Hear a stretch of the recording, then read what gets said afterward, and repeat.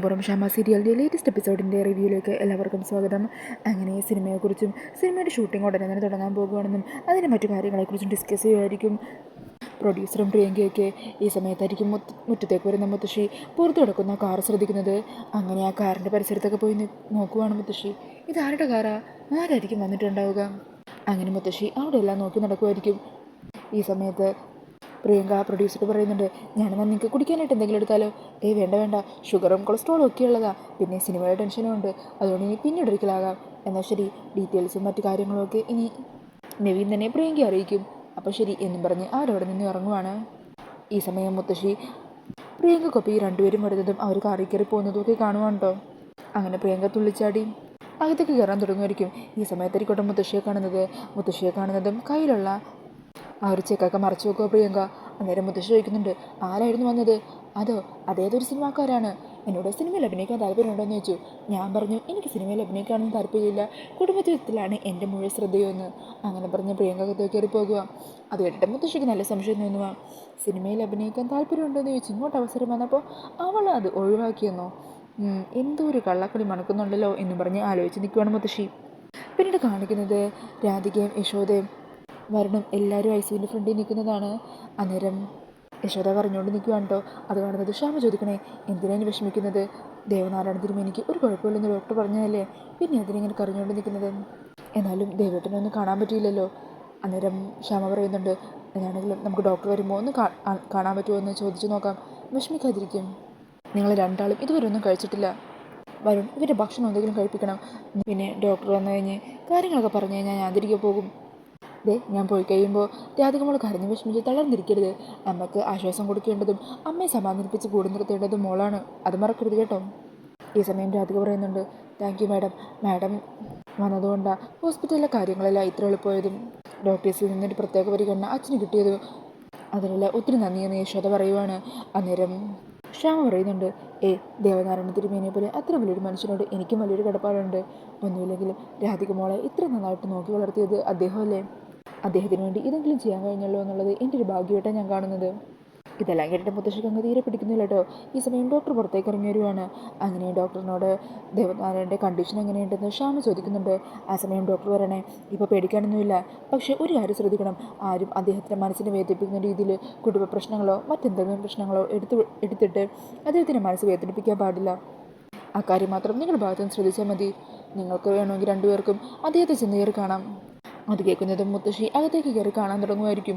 ഈ സമയം ഡോക്ടർ മുത്തശ്ശി തടയണേ, അതെ നിങ്ങൾ അകത്തേക്ക് പോകണ്ട.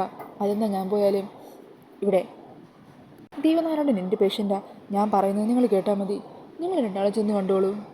ഈ സമയം രാധിക അവിടെ ഇരിക്കുന്ന പ്രസാദം എടുക്കുവാണ്. എന്നിട്ട് ഡോക്ടറോട് ചോദിക്കണേ, ഡോക്ടർ ഈ പ്രസാദം അച്ഛനെ നെറ്റി തൊടുന്നതിന് എന്തെങ്കിലും കുഴപ്പമുണ്ടോ? ഇതൊക്കെ നിങ്ങളുടെ ഒരു വിശ്വാസമില്ലേ, നിങ്ങൾക്ക് എന്തുകൊണ്ടെങ്കിലും ചെയ്യാം. അങ്ങനെ രാധികയും യശോദയും കൂടിയും അകത്തേക്ക് കയറി ചെല്ലുവാണ്. ഈ സമയം ദേവനാണെങ്കിൽ നല്ല ഉറക്കത്തിലായിരിക്കും കേട്ടോ. അന്നേരം അവിടുത്തെ നേഴ്സ് പറയുന്നുണ്ട്, അതെ നിങ്ങൾ വിളിച്ചുണർത്തുകയോ കരഞ്ഞൊച്ചപ്പാടുണ്ടാക്കുകയോ ചെയ്യരുത്. ഈ സമയം രാധിക യശോദയും അടുത്തു നിന്ന് ദേവനെ കാണുവാണ്. എന്നിട്ട് രാധിക കൊണ്ടുവന്ന പ്രസാദം ദേവനെ നെറ്റിയിൽ തൊട്ട് കൊടുക്കുവാണ് കേട്ടോ. എന്നിട്ട് പെട്ടെന്ന് തന്നെ പുറത്തേക്ക് ഇറങ്ങുന്നുണ്ട്. ഈ സമയം ക്ഷമ പറയണേ, എന്നാൽ ശരി ഞാൻ പോകുവാണ്.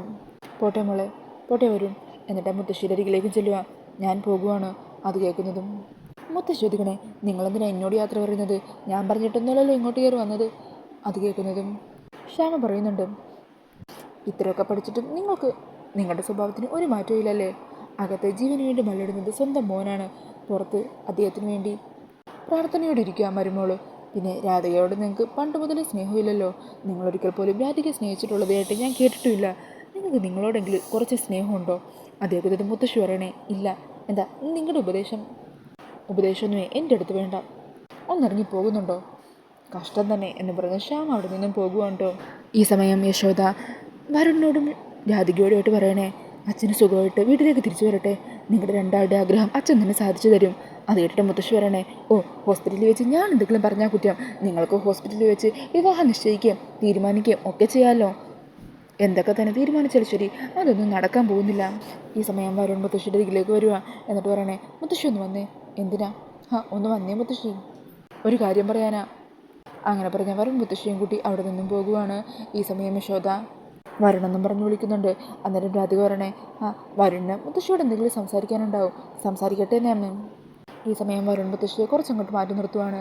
എന്നിട്ട് പറയണേ, അതെ, നിങ്ങൾ പ്രായത്തിൽ എന്നേക്കാളും മൂത്തതാ, അതുകൊണ്ട് ഞാനായിട്ട് നിങ്ങളോടൊന്നും പറയുന്നില്ല. ഞാൻ എൻ്റെ മുത്തശ്ശിയെ ഫോണിൽ വിളിച്ചു തരാം. മുത്തശ്ശിക്ക് നിങ്ങളോട് കുറച്ച് കാര്യങ്ങൾ സംസാരിക്കാനുണ്ട്. അങ്ങനെ വരുൺ ഫോണിൽ ജയഭാരതിനെ വിളിക്കുവാണ്. മുത്തശ്ശി, ഇവിടെ അച്ഛനെന്നെ ഇങ്ങോട്ടേക്ക് വിളിപ്പിച്ച് എന്തിനാണെന്നറിയോ?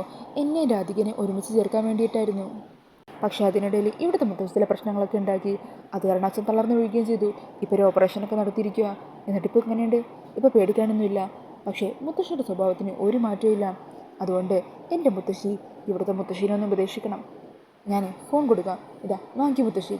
എനിക്കൊന്നും സംസാരിക്കാനില്ല. അതെന്താ മുത്തശ്ശി? മുത്തശ്ശിക്ക് എൻ്റെ മുത്തശ്ശിയോട് സംസാരിക്കാൻ എന്താ പേടിയാണോ? പേടിയോ? ഞാനെന്തിനാ പേടിക്കുന്നത്? ഇങ്ങിതാ എന്നും പറഞ്ഞ് മുത്തശ്ശി ഫോൺ വാങ്ങുവാണ്. ഹലോ. അന്നേരം ജയഭാരതി ചോദിക്കണേ, എന്താ സുകുമാരിയമ്മേ, സുഖമല്ലേ? നിങ്ങളെപ്പോലെ ഓരോരുത്തരുണ്ടാക്കുന്ന പ്രശ്നം മാത്രമേ ഇവിടെ ഉള്ളൂ തൽക്കാലം. അന്നേരം ജയഭാരതി ചോദിക്കണേ, അല്ല സുകുമാരിയമ്മേ, നമുക്ക് രണ്ടാൾക്കും ഏകദേശം ഒരേ പ്രായമൊക്കെയാണ്. എത്ര നാളായിട്ടും പക്വതയോടെ കാര്യങ്ങൾ പെരുമാറാൻ നിങ്ങൾക്ക് കഴിയുന്നില്ലല്ലോ. ഇനിയും രാധികയുടെയും വരുണിൻ്റെയും ജീവിതത്തിൽ നിങ്ങളായിട്ട് എന്തെങ്കിലും പ്രശ്നങ്ങൾ ഉണ്ടാക്കിയെന്ന് ഞാൻ അറിഞ്ഞു കഴിഞ്ഞാൽ പിന്നെ ഉണ്ടല്ലോ, ഞാൻ വെറുതെ ഇരുന്നൊന്നും വരില്ല, നിങ്ങളുടെ പല്ലടിച്ച് ഞാൻ താഴെയിടും. സുകുമാരിയമ്മക്ക് വെപ്പ് പാലല്ല ഉള്ളതെന്ന് ഞാൻ വിചാരിക്കുവാണ്. ഇനി എന്തെങ്കിലും പ്രശ്നം നിങ്ങളുടെ ഭാഗത്തുനിന്നുണ്ടായാലുണ്ടല്ലോ, ആ പല്ലെല്ലാമേ അടച്ചു കൊഴിച്ച് ഞാൻ താഴെയിടും. അങ്ങനെ ജയഭാരതിയമ്മയുടെ ആ ഭീഷണിയൊക്കെ കേട്ട് ആകെ വരണ്ട് നിൽക്കുകയാണ് കേട്ടോ സുകുമാരിയമ്മ. അന്നേരം ജയഭാരതി ചോദിക്കുന്നുണ്ട്, എന്താ ഞാൻ പറഞ്ഞത് മനസ്സിലാവുന്നുണ്ടോ? ഇനി നിങ്ങൾ രാധികമോളെ ദ്രോഹിക്കുമോ? ചോദിച്ചത് കേട്ടില്ലേ? ഇല്ല എന്നും പറഞ്ഞ് സുകുമാരിയമ്മ പെട്ടെന്ന് തന്നെ കോള് കട്ട് ചെയ്യുവാണ്. അന്നേരം വരൻ ചിരിച്ചുകൊണ്ട് മുത്തശ്ശിയോട് പറയണേ, മുത്തശ്ശി, എൻ്റെ മുത്തശ്ശി ഒരു കാര്യം പറഞ്ഞാൽ അത് എന്താണെങ്കിലും മടിച്ച് നിൽക്കാതെ ചെയ്തിരിക്കും. ഞാനും അങ്ങനെയാ. എന്നാൽ ശരി, ഇനി നിങ്ങളുടെ നിഴൽ പോലും രാധികയുടെ നേരത്തെ വീഴാൻ പാടില്ല. അവളെ ഉപദ്രവിക്കുന്ന എന്തെങ്കിലും കാര്യം നിങ്ങളുടെ ഭാഗത്തുനിന്നുണ്ടായാൽ പറഞ്ഞതൊക്കെ ഓർമ്മയുണ്ടല്ലോ. അങ്ങനെ പറഞ്ഞ് വരൻ അവിടെ നിന്നും പോകുവാണ് കേട്ടോ. അങ്ങനെ സുകുമാരിയമ്മയാണെങ്കിൽ ആകെ ദേഷ്യത്തിൽ കളിബുണ്ട് നിൽക്കുവാണ്. പിന്നീട് കാണിക്കുന്നത് ആശ്രമത്തിൽ സ്വാമിയുടെ അരികിലേക്ക് അജന്തയും അവിടെ തന്തേവസിയൊക്കെ വരുവാണ് കേട്ടോ. അന്നേരം അവർ പറയുന്നുണ്ട്, ഇവിടെ പ്ലംബിംഗ് ജോലിക്ക് വന്ന ആളെ രാവിലെ മുതൽ കാണാനില്ലെന്നോ? അതെ, അയാളിനി മറ്റെന്തെങ്കിലും ഉദ്ദേശത്തോടെ ആയിരിക്കും ഇവിടെ വന്നത്. അന്നേരം സ്വാമി ചോദിക്കുന്നുണ്ട്, എന്താണെങ്കിലും അയാളുടെ ID പ്രൂഫൊക്കെ വാങ്ങി വെച്ചിട്ടില്ലേ? ഉണ്ട് സ്വാമി, നമുക്ക് പോലീസ് സ്റ്റേഷനിൽ വിവരം അറിയിച്ചാലോ? തൽക്കാലം അത് വേണ്ട. ഇതുപോലെ പുണ്യമായൊരു സ്ഥലത്ത് പോലീസ് കയറുന്നിറങ്ങുന്നത് ശരിയായ കാര്യമല്ലല്ലോ. നമുക്കെന്താണെങ്കിലും ആദ്യം ശ്യാമ മേഡത്തെ വിവരം അറിയിക്കാം. അയാളുടെ ഡീറ്റെയിൽസും മറ്റുമൊക്കെ ശ്യാമ മേഡത്തിന് അയച്ചു കൊടുക്കാം. മേഡം അല്ലേ ഇങ്ങനൊരു സ്ഥാപനം തുടങ്ങിയത്. മേഡം എന്ത് തീരുമാനമെന്ന് വെച്ചാൽ എടുക്കട്ടെ. അങ്ങനെ ആശ്രമത്തിൽ നിന്ന് ഈ കാര്യങ്ങളൊക്കെ പറഞ്ഞ് അമൃതയെ ഫോൺ വിളിക്കുന്നുണ്ട്. അങ്ങനെ അയാളുടെ ഫോട്ടോയും മെയിലിലേക്ക് അയക്കാമെന്ന് പറയുവാണ് കേട്ടോ. ഈ സമയം അമൃത നേരെ ശ്യാമയുടെ അരികിലേക്ക് ചെല്ലുക.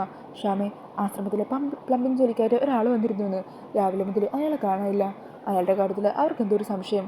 ഇനിയും മറ്റെന്തെങ്കിലും ഉദ്ദേശത്തോടെയാണോ അയാളവിടെ വന്നതെന്നറിയില്ലല്ലോ. അയാളുടെ ഫോട്ടോ അയക്കാമെന്ന് പറഞ്ഞിട്ടുണ്ട്. ഞാൻ പോയി ലാപ്പ് എടുത്തിട്ട് വരാം. അങ്ങനെ പറഞ്ഞ് ലാപ്പ് എടുത്ത് മെയിൽ ചെക്ക് ചെയ്ത് നോക്കുമ്പോഴായിരിക്കും കേട്ടോ വരുണിൻ്റെ ഫോട്ടോ കാണുന്നത്. അതുകൊണ്ട് അമൃത അങ്ങ് ഞെട്ടിപ്പോകുവാണ്. ശ്യാമയെ ഫോട്ടോ കാണിച്ചു കൊടുക്കുക. ശ്യാമെ, ഇത് വരുണിൻ്റെ ഫോട്ടോ. എന്നിട്ട് അമൃത വീണ്ടും സ്വാമിയെ വിളിച്ച് കൺഫേം ചെയ്യുവാണ്. വരുൺ തന്നെയായിരുന്നു അവിടെ പ്ലംബിംഗ് ജോലിയുടെ വേഷത്തിൽ എത്തിയതെന്ന് അവർക്ക് മനസ്സിലാകുമായിരുന്നു കേട്ടോ. അതറിയുന്നത് ശ്യാമ അങ്ങ് ടെൻഷനാകുവാണ്. ശ്യാമ വിചാരിക്കുന്നത് രാധികയും വരുണും ചേർന്ന് തന്നെ പറ്റിക്കുമായിരുന്നു എന്നാണ്. ശ്യാമ പറയണേ, എന്നാലും രാധിക മോളും എന്നെ ചതിക്കുമായിരുന്നില്ലേ? അവളെന്നോട് എന്താ പറഞ്ഞത്? ജീവിതത്തിൽ നിന്ന് ഒരു ഒളിച്ചോട്ടം അവൾക്ക് ആവശ്യമാണെന്ന്. അവൾക്ക് ജീവിതത്തിൽ ഇനി ആഗ്രഹങ്ങളൊന്നുമില്ല, ഭഗവാനിൽ അർപ്പിച്ച് ഇനിയുള്ള ജന്മം ജീവിക്കണമെന്ന്. എന്നിട്ട് എന്താ അവിടെ കാണിച്ചു കൂട്ടിയത്? അവളുടെ മനസ്സിൽ ഇങ്ങനെ ഒരു ആഗ്രഹം ഉണ്ടായിരുന്നെങ്കിൽ എന്തിനെങ്കിലും എന്നോട് കള്ളം പറഞ്ഞത്? അതുപോലെ അത്രയും പരിപാവനമായ സ്ഥലത്തായിരുന്നോ അവരുടെ തമാശയും മറ്റുമൊക്കെ നടത്തേണ്ടത്? ഇത് ഞാൻ സ്വപ്നത്തിൽ പോലും അവളുടെ ഭാഗത്തുനിന്ന് ഉണ്ടാകുമെന്ന് വിചാരിച്ചില്ല. ഞാൻ അവളോട് എത്ര തവണ ചോദിച്ചതാ, അവൾക്ക് നല്ലൊരു ജീവിതം മുമ്പിലുണ്ട്, ഇങ്ങനൊരു തീരുമാനം എടുക്കണ്ടെന്ന്. പക്ഷേ അപ്പോഴൊന്നും രാധിക എന്നോട് സത്യം തുറന്നു പറഞ്ഞില്ലല്ലോ. അന്നേരം അമൃത ചോദിക്കുന്നുണ്ട്, നമുക്ക് രാധിക മോളോട് തന്നെ ഒന്ന് വിളിച്ച് ചോദിച്ചാലോ? വേണ്ട, ഇനി എനിക്കൊന്നും ചോദിക്കാനില്ല. എൻ്റെ മോൾ എനിക്ക് നല്ലപോലെ അറിയാമെന്നുള്ളൊരു വിശ്വാസം ഉണ്ടായിരുന്നു എനിക്ക്. അതാണിപ്പോൾ തകർന്നു വീണത്. അങ്ങനെ പറഞ്ഞ് ആകെ ദേഷ്യത്തിൽ നിൽക്കുന്ന ശ്യാമയെ കാണിച്ചുകൊണ്ടാണ് എപ്പിസോഡ് തീരുന്നത്. അപ്പോൾ ഈ ഒരു റിവ്യൂ ഇഷ്ടപ്പെട്ടുണ്ടെങ്കിൽ മറക്കാതെ വീഡിയോ ഒന്ന് ലൈക്ക് ചെയ്യണേ. ഇതുപോലുള്ള കൂടുതൽ റിവ്യൂസിനായിട്ട് ഈ ചാനലൊന്ന് സബ്സ്ക്രൈബ് ചെയ്തും കൂടി സപ്പോർട്ട് ചെയ്യണേ. താങ്ക്